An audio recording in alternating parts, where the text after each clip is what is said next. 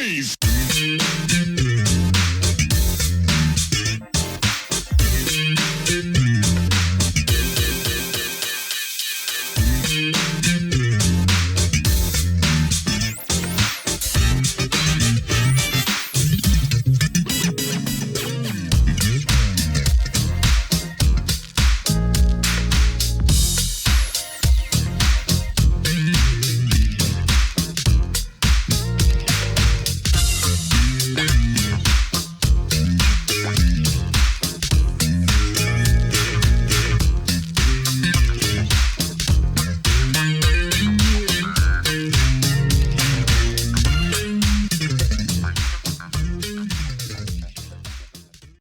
Welcome back to the next part of this Truth and Rhythm episode. Be sure to subscribe to this channel. If you've already done so, please share it with friends. Also become a member by joining Truth and Rhythm on Patreon, or consider donating at funkandstuff.net. Thank you so much for your interest and support. Enjoy. Two Car Mind is a jam too. I got to call that one out.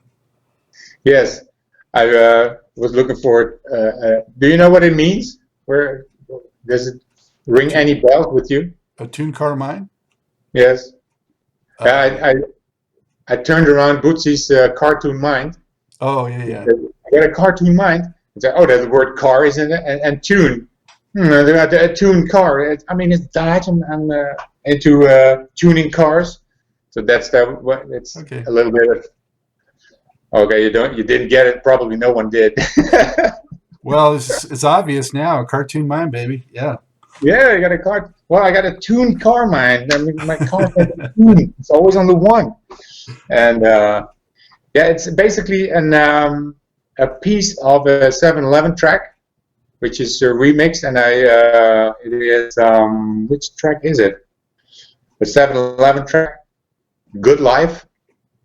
And we took a piece from that in the studio. It's the basis, and then on top of that, I put my own bass stuff. So it's a combination of 7-Eleven and Dodge.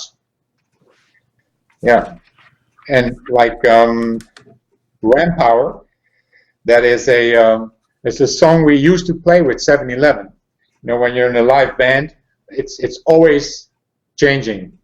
We were around 33 years, and songs we don't keep them. We want to make new tracks. So you rehearse, and so stuff gets thrown out. And Ram Power was one of those tracks. So it had a different title, but it's kind of a recycle your funk. When 7-Eleven don't want to use it no more, I can use it to make a new track of it, as is. On this one, there's a track called Dodgeland. That's an old 7-Eleven track as well. So recycle your funk, babe. Yeah, well, always George Clinton and Bootsy certainly aren't averse to that themselves. They've done it many times. So. Yeah. That sounds like a track from 20 years ago, and then the pieces come back. Yes. Recycle it. Or sometimes just something that was a little riff that was a lot of times played live, and all of a sudden it's turned into part of an actual studio recording. Correct. Yeah. Yeah. That Starbase Invasion, though, that was really your full blown, recording. It's a really admirable effort. I really enjoyed that one. So congratulations on that record. Thanks. And it's I really did what I want to do, and I did it kind of relaxed. When you got as a musician, I wouldn't say I'm a bass player because I don't make money my living with it, but I play the bass, and I'm very influenced by Bootsy and funk. And when I'm relaxed and not trying hard like on this one, then this comes out. It's really flowing, and it's with fun. I was in the studio with another man. He calls himself OJ. He lives here in Whedon, and we were recording it. He's really a hip hop producer, but so for him playing or recording with a musician is something else. But hey, it works, and it's we had a lot of fun. That's maybe you can hear it. It's not depressing or it's except maybe one track called Headache. It is full with notes, bass notes, completely fill it up, and then we look for a title. Oh man, how we call it? And I don't know. I got a headache. I said I can't think. He said, "Well, I got a headache too." Well, there it is. Like, call it Headache. Maybe you get a headache out of it, or maybe you get your headache gets relieved by listening to it. That's it. And this is the only track I know where the outro, the song is ready, the outro takes longer than the song itself. So, yeah, you can put like 60 minutes on such a thing, such a medium, and fill it up. It's all ones and zeros. It's digital. Completely fill it up. I really like on that one the solo on Dodgeland is pretty high. Yeah, that's nice. I asked two German dudes. They're playing on that as well. So the first album, I had two girls play a solo on Rampower, and so a guy knew a guy. I got to meet these two talented guys on the conservatory in Arnhem in Holland. Asked them, want to do a solo? Yeah, come on over then and then. Yes, good. They took their basses out of a floppy cover, plugged in. There it goes. There we go. Okay, thanks. And they went out, and that was it. So we cleaned it up a bit. Yeah. I mean, that kind of, it's relaxed. It's not difficult, really, to make music that feels good. Thanks for your compliments, but yeah. Jewel of the Nile, that's very slick. Yeah. And Cool. just funk. I don't know if it's intentional, but I swear I hear the Ohio Players Hoochie Coo riff in that one. Oh, really? Is that a guitar riff or a bass riff? Yeah, bass riff in the Ohio Players track. Oh, wow. That's good, because I don't know the track, but I do know when I first recorded the basses without the vocals of this track, it sounded like Between Two Sheets. You know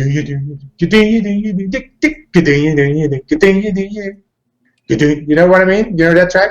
It's a horny horn track. Which one? Between Two Sheets. Oh yeah, I love that one. Yeah. It's an echo bass. So Bootsy he hits it once, and then I know exactly. So I first had that. Well, I can make an echo bass as well, and it sounds really funny. It's strange that effect. That it's only in one track in the world. I never heard it except in Between Two Sheets. I don't understand it. So I put this. I had a track down. Then Dice, the manager, guitar player, said, "That sounds like Between Two Sheets. You better not use that." Yeah, I said it's not intentional.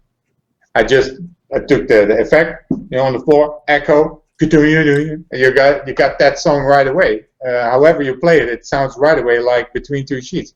So I changed it. I took it off, and so I don't want to be. I don't want to cover another song or show that I took it from him. So I made another. And if you say, well, it sounds like I hear a riff from the Ohio players. Again. I didn't intentionally copied some. Don't even know the track, but I will check it. Oh, I love it. It's one of my favorite riffs. So any echo of it is a good thing. And yeah, true. The title track is hot too on that one. Yeah, Starbase Invasion. Yeah. Yeah, yeah. A lot of these tracks are like in a regular band. You got keyboards, you got drums, bass, guitar, keyboards, and then I changed that to bass, bass, bass, and bass. So you can, with all the effects, you can make a bass effect sound like a guitar. You can make long notes sound like a keyboard. So these tracks, they're all bass, maybe even as much as 8 or 9 bass tracks on top of each other. And sometimes I listen to it, you can't sing along with it. You can't find this bass line because it's so bassy. But yeah, I start off by kind of imitating a regular setup, you know, bass, guitar, and keyboards, all imitated with effects on the bass guitar. And Starbase Invasion is one of them. And then on top of that, somewhere there's got to be a little solo-ish thing, you know, and you take a higher screaming sound, mostly out of this little rascal. Where to go? It's a real screamer. It is a Bass whammy. bass whammy. Bootsy has one. You can, when you press the pedal, it goes really up, and when you go down, it puts an octave under it, or 2 octaves. And Bootsy uses it with a big muff, that's a distortion, you know, really a screaming thing, and then he screams through this. You know, it goes really up or really down. With the manual of this effect says, when you use the going down in a specific mode, warn your sound engineer. You're gonna blow up the you're gonna blow up the speakers with this one. It makes a really sub-low output, and when you put it really loud, you blow it up. Yeah. So here with this one, you can make nice solos, little solos. Bass whammy. Have you gotten much feedback from other bass players? You know. Yeah, you know, Facebook is a great medium for that. You've got a lot of bass players getting friends with each other and talk a bit about each other's projects, and yeah, it's funny. I got a little humble thing, you know. I'm no bass player, but what our manager always says, you are a recording artist. You put out albums. You play music. You got some names on it, so don't be shy.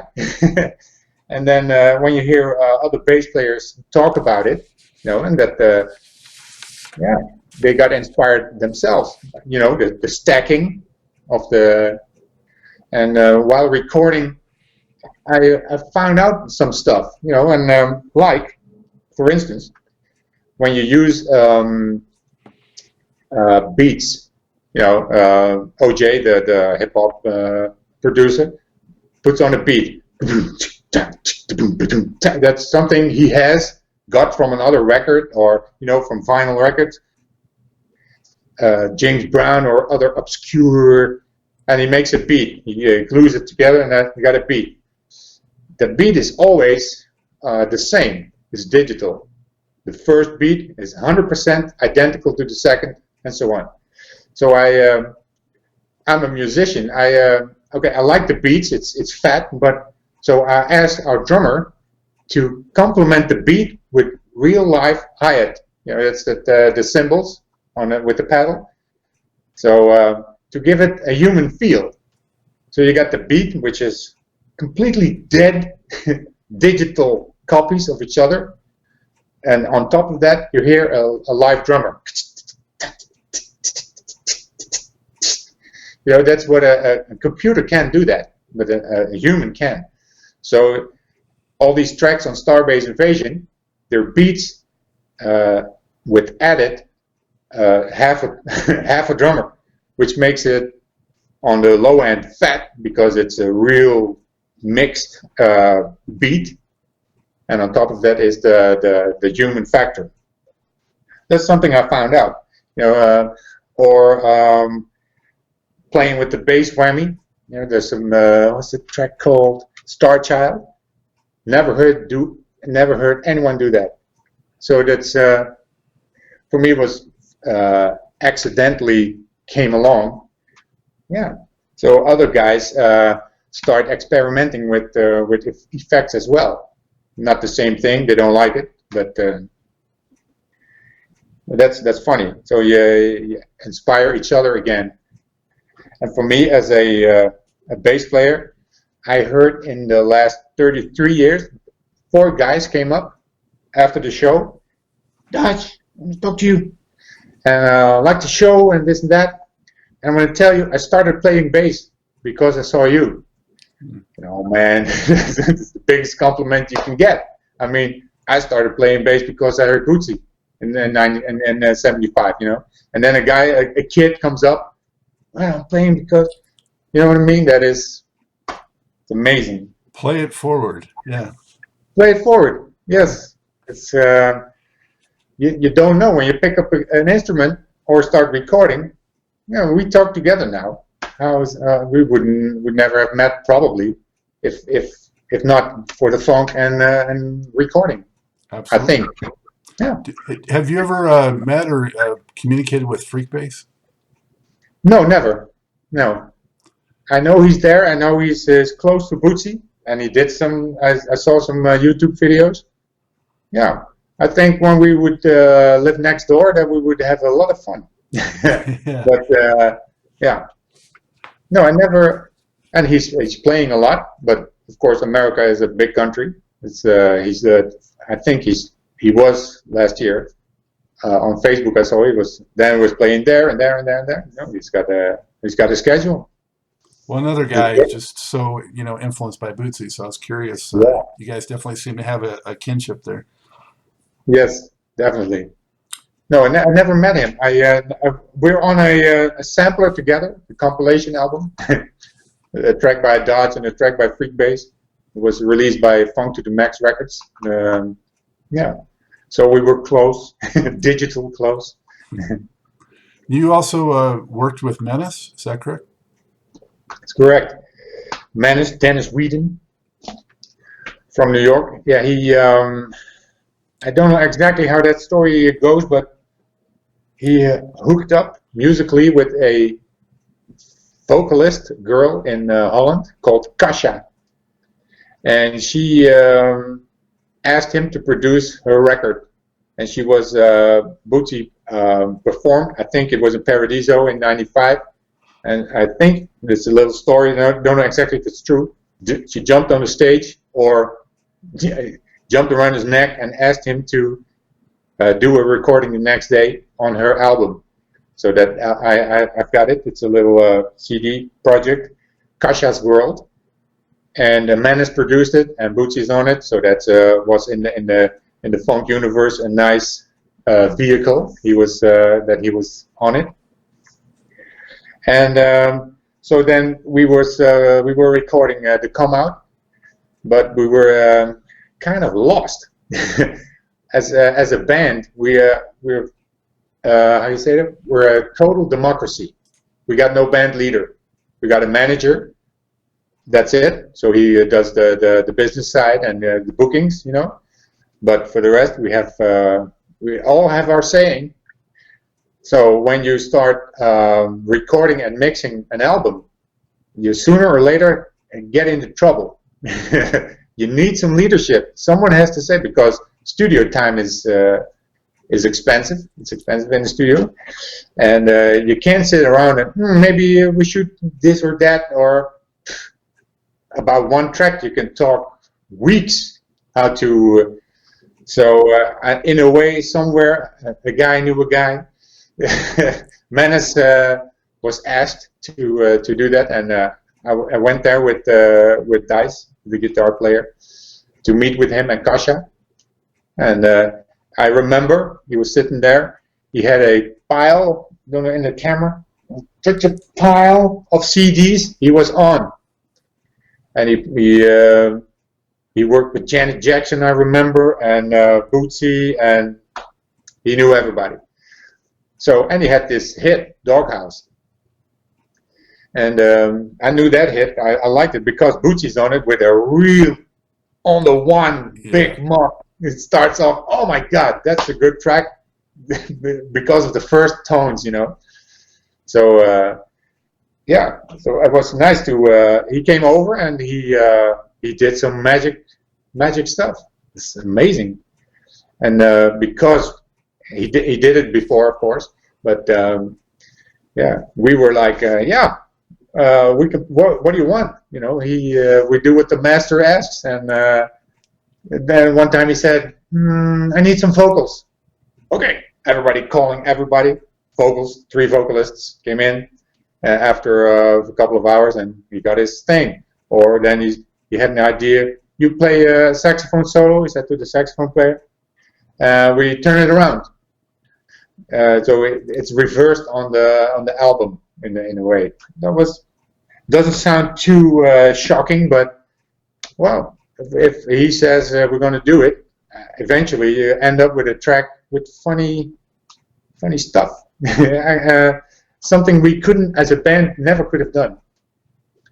Then later in life, we did some live performances with him, and he's a real performer. Dresses up, you know.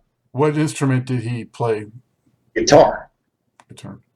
Yeah, he's a guitar player. And later, I asked him for Starbase Invasion.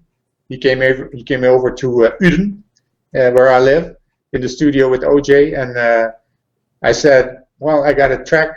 Can you make something which looks and feels a little bit like Doghouse?" And he did, and it's called Fishline, and he's on that.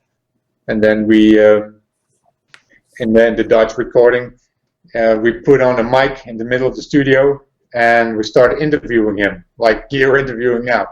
And we recorded his answers.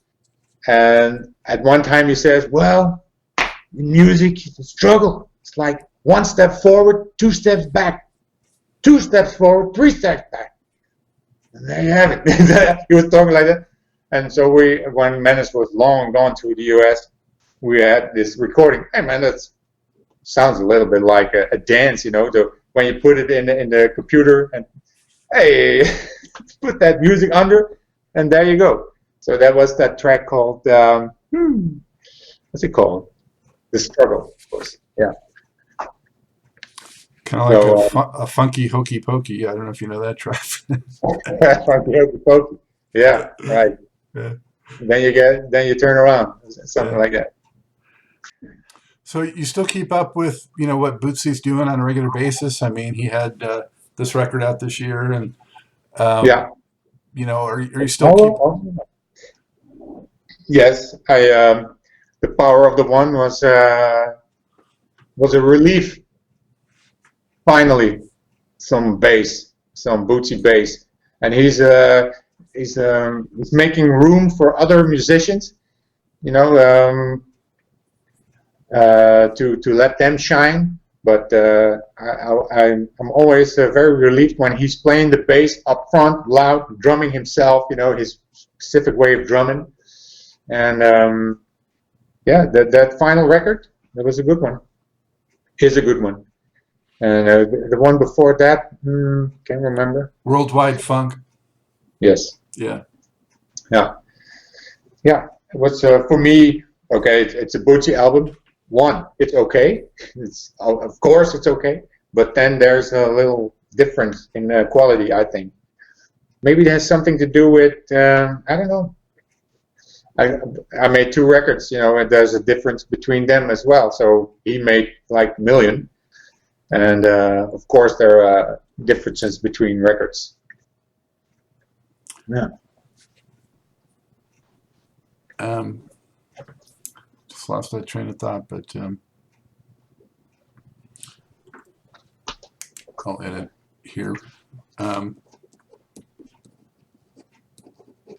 Well, I think, with Bootsy, I love all this stuff to different degrees, but I don't think there's anything that can replace when he worked with George. It just brings out a certain extra something.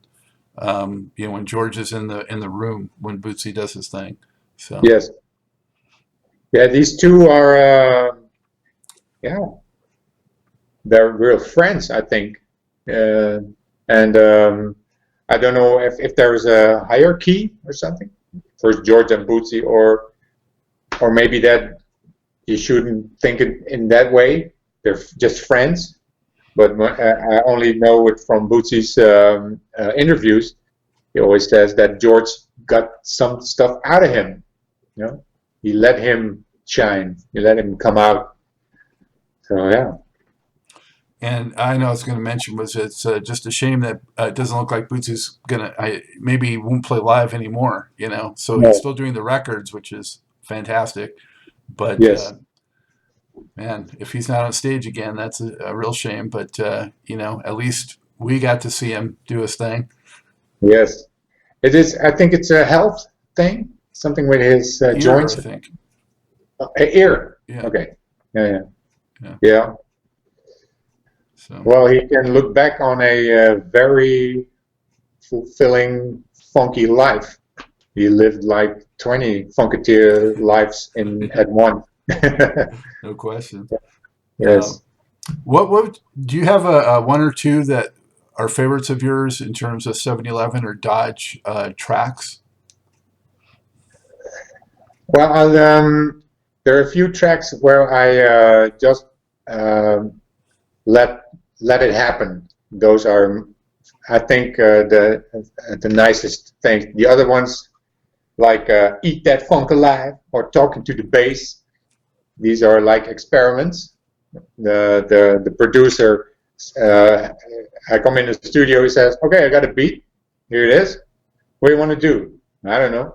Plug in, put the shit, tune the bass. Which of the 50 possibilities will I press? This one, here we go. And then I fool around on the bass. He says, okay, I got it. Like that. Got what? Yeah, what you just played. I got it. I'm just, next. And then, okay, next one. Looking for an effect, looking for something. Stack it, like 10 bass lines on top. Afterwards, you got to cut it because you can't process 10 bass lines at once. And then after that, you have first you put in the ingredients, all kinds of basses and sounds and vibes, and then you start mixing it to a nice, edible something. I like these tracks the most, which really spontaneously. Organically. Come again? Organically come around and come about. That's it's as if something comes out. Then a little bit I feel how real musicians could feel every day composing songs. When you open the faucet, when you're feeling good, turn it open, here it comes. And then there's a guy who likes it, and he records it, and so you can produce a track. When you put it down and you mix it, master it, and that's it. Look for a title, or even maybe sometimes put lyrics on it. But with 7-Eleven, it's a different dynamics. It's the band, and it starts in a rehearsal. We have no tracks which come. There's no maybe once, but all the tracks come together during a rehearsal. The drummer starts, then play some bass, then the guitar player complements it. Hey, this is nice. Let's record it. Okay, we got pieces. Combine it. Then in the meantime, the rapper and the vocalist write some lyrics. Got something down, and then you got the basics of a song. It's different. It's a different way of making music. But for myself, I'm more of a studio guy. Studio guy. Yeah, I like you're a bit of a with- gearhead. I've been able to tell that. yeah, Between the yes, cars and the pedals and all that. yes, Yeah. pedals. Yes, it's that's a piece of Bootsy's being is that sometimes you see interviews where he talks about the technical side of the Starbase and the pedals. I'm really interested in that, and because I understand it, I know what he's talking about. That the pedals go through separate lines, the sounds, but when they come out together, they influence each other. That is, I can explain it in a different way. You would say, like the Starbase, this one has two outputs. Is it? Yeah, you got two pickups, and two outputs. And this one goes to a neutron who says quack, and this one goes to a neutron who says oh. So you play on the bass quack quack quack on the same time as oh oh oh. Because the neutrons are set differently, but they come out at the same time. They go to different neutrons, and then they're put together and go in an amp, or it goes through another effect. And then Bootsy has 5. I got 2. He has 5 pickups, 5 outputs, 5 different lines of. So when you put that together, but for me that's too complicated. So 2 is enough. But it's a funny thing that the effects, they're talking different words. They come together and they seem to influence. It's not quack anymore. It's the frog sound changes because of the other Right. neutron. The whole is different from the sum of the parts. Yes. Yeah. Yes. And that makes, for me, I have, after all these years, finally found a Dodge sound. I never play with the bass guitar without effects. It's always 2 neutrons, one in this setting and one in the other setting, coming together. Specific sound goes through the bass whammy, the big muff, or whatever the bass balls. So yeah, there was a I don't know how it started, but it started, and I'm now in this position in this. And Bootsy had must have had the same way, He didn't always play the first recordings. His bass has one output. Later came more outputs. He started combining these sounds as well. Mm-hmm. So that's I know no other bass players who do the same thing. We've got 2 outputs and 2 effects and joining them together. Yeah, Bootsy and Dodge. It's my little. That's the secret formula right there. Yeah. So when was the last time you were able to play live? How has the pandemic affected where you are? The pandemic killed it all. Yeah. We came to a full stop. And it was April 2020. Yeah, we sat together and with 7-Eleven, but Dice and me first. What do you think? Is it likely for us to ever perform again? It was before the pandemic. It was hard to get shows, get funk music, no covers, and we're making our own stuff. Holland is very small and unfunky.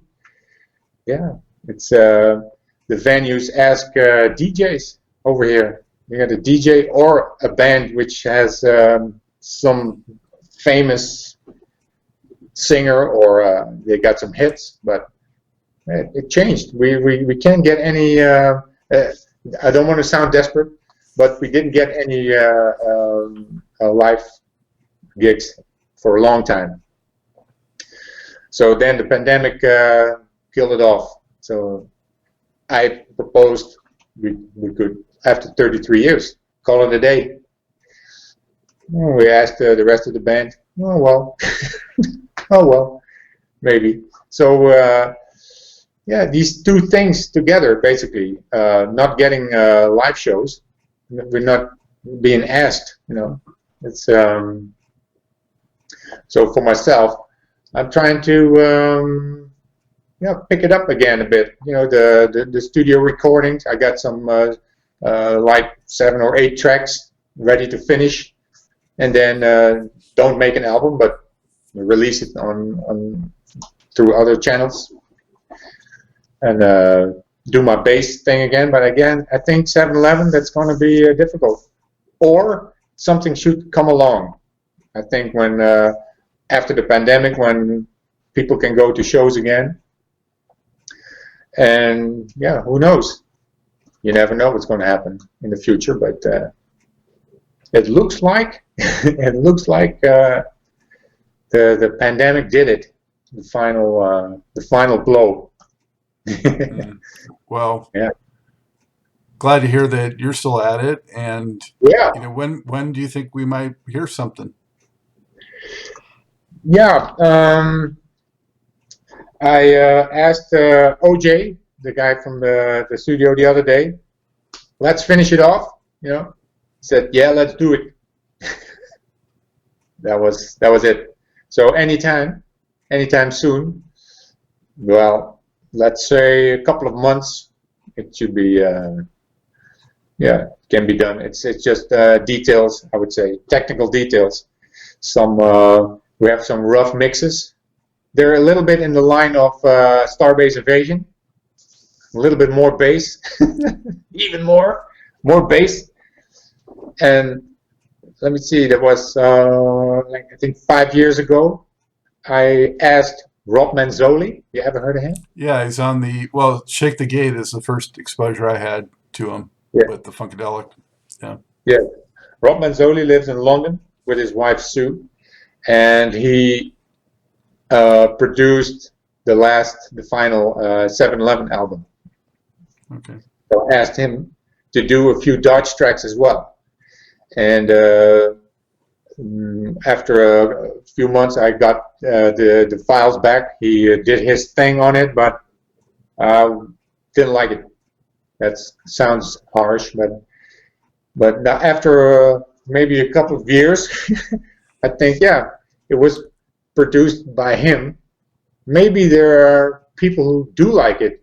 I don't like, because Dodge is again mixed way back, and he is stacking up his own bass guitars and keyboards and vocals, and really loud. So Dodge is again under.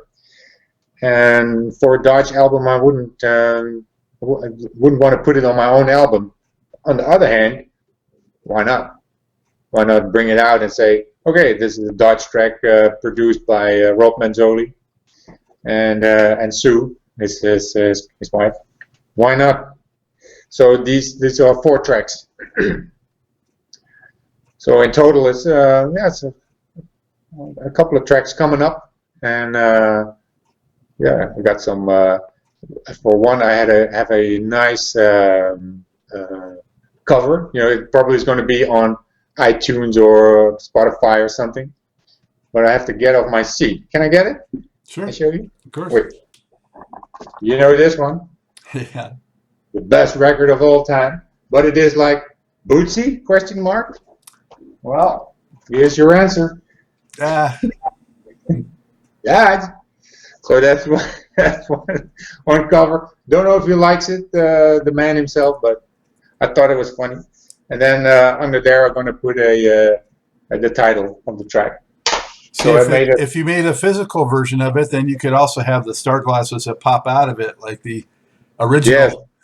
Yes, exactly. I never had that. I have the record, 2 of them, but not with the pop-out glasses in it. Yeah. And then, like all of these records, there's so many versions of it, but never had that one. Yeah, well, I I still have the original, but the glasses are long popped out and lost. So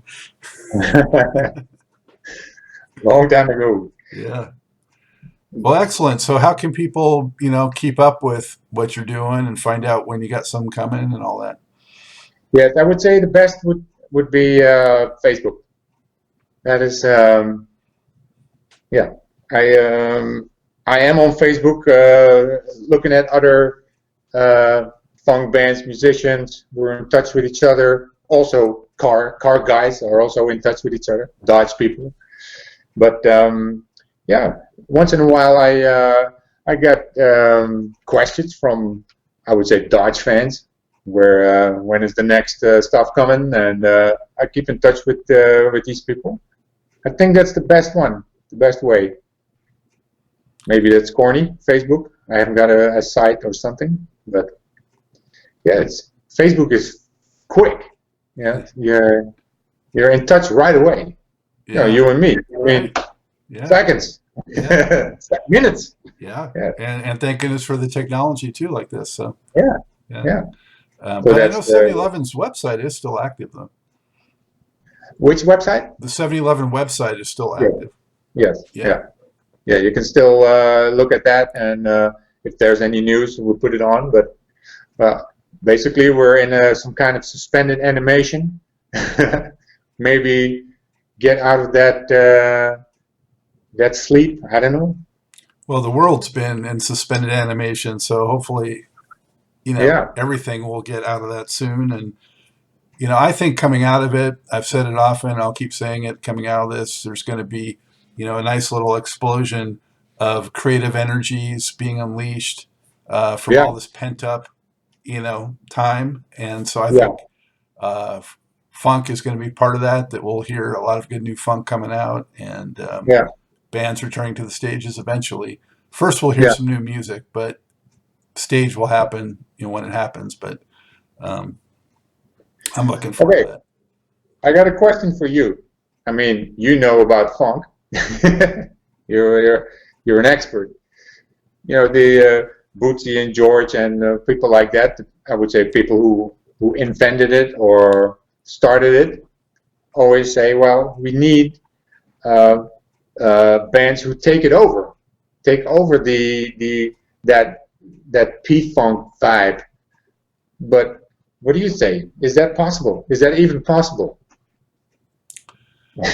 Well, I'm certainly hopeful, and I always have my ear to the ground. And sometimes there's musicians out there that have a hard time getting heard that maybe have that potential just because of the way the industry is now. And the internet, of course, is a double-edged sword. You can maybe get something out there, but there's so much noise. How do people even find it on this vast internet? Yeah. But I hear things that give me hope, and I think that funk overall has really kind of bounced back a little bit the past few years. I don't know if you've sensed or felt that, but I have that. The legacy groups, the ones that are still around, seem to be in a little more demand for performing, and some of them have come back with new records. God bless him. Thank goodness that George is still with us. Has been doing Yes. his thing for so long. Um,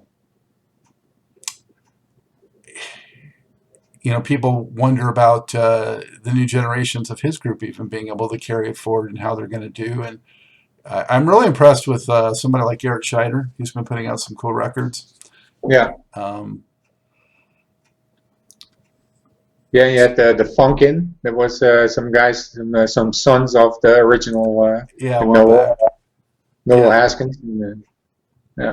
Yeah, now there's third generation, in the group out there performing. And I don't know when was the last time you saw George Clinton's band perform, but I thought in the late 90s and early 2000s, they were kind of a little ragged.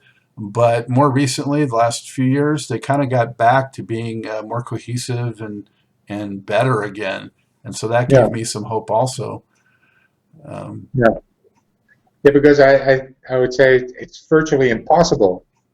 They did something, but you can't do that without the original people. Some as if yeah, when they're gone, that was it. You know, you can't have a second James Brown or something like that. Well, the depth of it. I mean, musically and thematically, and um, just the presentation and the movement and the lifestyle, and it's just so vast. Yeah, It's its own universe that'll never be right. replicated. No.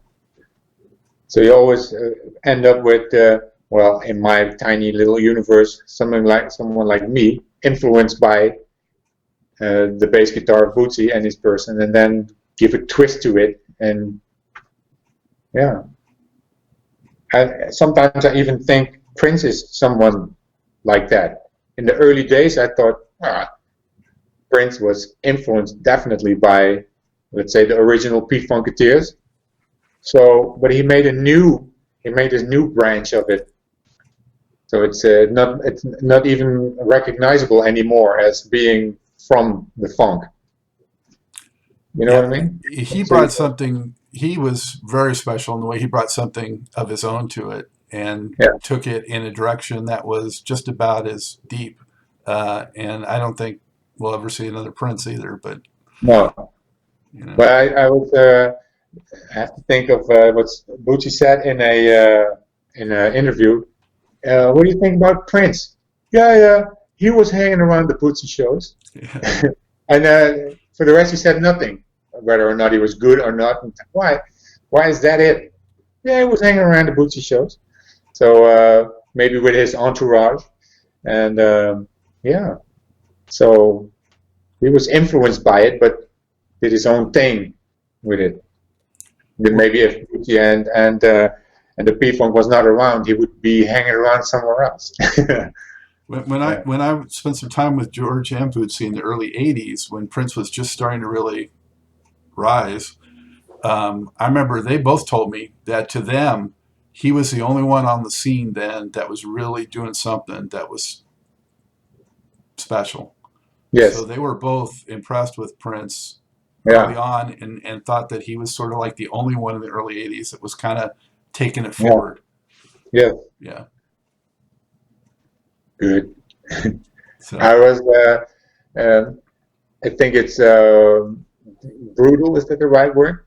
To say in a song, my name is Prince and I'm funky. For me, it's impossible to say from yourself, over yourself, you're funky. Somebody else can say it, yeah, he's funky, but not, hey man, I'm funky. And I would say, well, if you say you're funky, you're not. You know what I mean? well, But he can say it because he's Prince. He can say whatever he wants. that's kind of like from the rap mentality. Yeah, rappers. Yeah. Yeah. Hey, I'm funky. And we always have, within 7-Eleven, when somebody says he's funky, hey man, I'm a funky guy. Well, you're definitely not. When you say, it's like, hey man, I'm funny. I'm a funny guy. Yeah, that's not, the fact you're saying you're funny, then maybe that's funny. But you're not. You know what I mean? Yeah. When you say it, you're not. Yeah. But he can. Yeah, he was an exception to a lot of things. Yeah. Yeah. Well, hey, this has been great. Really fun getting to know you, and talking funk is always fun. So, Yes. Yeah. thank you so much for helping keep the funk alive, Bart. Much. Yeah. Doing what we can. I'm not dodging the funk. And thanks for the opportunity. This was in itself was already amazing. Definitely shoot me a track when you get to that point. I will. Okay. Cool. All right. Thanks, Take Pat. care. You too. See ya. I hope you enjoyed this episode of Truth in Rhythm. A big thank you goes out to our guest as well as to you, the viewer and listener. Also, much gratitude to Pleasure for supplying the show's funky opening and closing music. As a reminder, you can always access the complete list of linked shows by episode at funkandstuff.net. I urge you to support this program and receive the extra benefits along with that by subscribing to the Funk and Stuff channel on YouTube and sharing it with funk, R&B, and jazz lovers, joining Truth and Rhythm's membership program at Patreon, submitting a donation at funkandstuff.net, buying Everything is on the One, the First Guide to Funk book, at Amazon, shopping at the Funky Things store for cool merchandise at funkandstuff.net, and linking through funkandstuff.net for all of your Amazon purchases.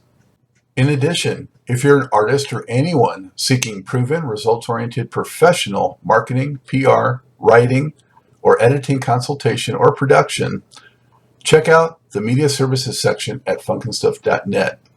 Also, I encourage you to drop me a line at scottg@funkandstuff.net. I love the feedback, suggestions, guest requests, appearance and sponsorship inquiries, and just talking about my favorite subject, groove-based music. For now, and as always, this is Scott Dr. GX Goldfine saying, keep on vibing to the rhythm of the one.